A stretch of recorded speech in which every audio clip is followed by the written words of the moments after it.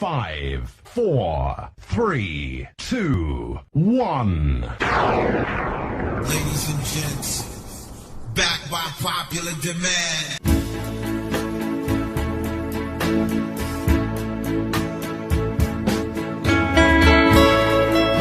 Di ko na maihap ang kadaghan sa mga gutlong ng lidkas.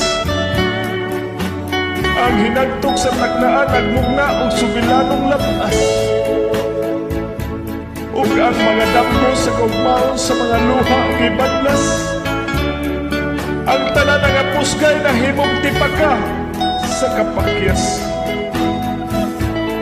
Isukna ko kini prinsipyo uban sa tumang pagmahal. Kung ngano ba gayon nga kiniman ang dalan nga akong gisumay.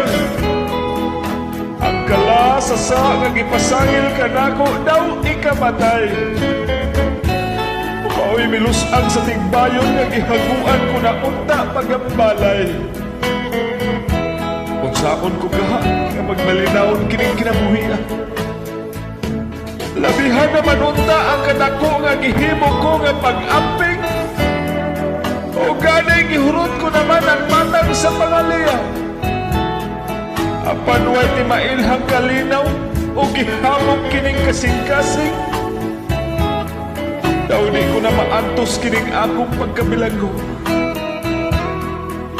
Kamingaw sa palay ang mupukaw sa malinawon kong katulugon. Kapintas sa kalingot ko sa mga damgo mao'y mumutho. O hanton magabatlo na lang ako sa mga luhang manulo. Karon nahitalay ako sa mga gituhuang pagkasasala. Naania sa lugnanan sa mga patayng buhi. Apan ug bisan sagbot na ako karon sa katilingban. Pagtaon ko ang hustisya aron mulutaw gayon ang kabaturan. Tungod sa pasagil na bilanggo ako nga way kasalanan. Saglit kiniman ang dalan nga akong gisumay ni ining kalimutan. Ang tusod bisan og sakit ug lisod na waton ning balatian. Ug itugyan ko na lang ni Bathala ang mapait ko nga ginangatan.